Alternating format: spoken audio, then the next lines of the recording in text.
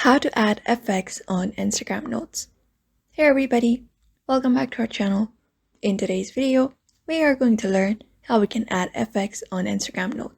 So let's just dive right into the video. So first thing is opening up your Instagram, and once you are there, you can head over to this direct message section, and from this section, you can find this note.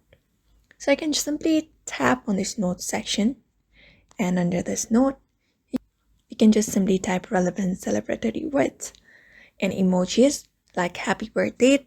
For example, let's type in happy birthday, and after that, share it.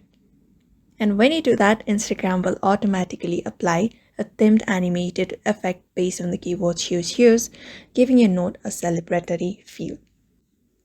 Depending upon the occasion, you can also use different words like happy holidays, new year, or Halloween. For example, Halloween.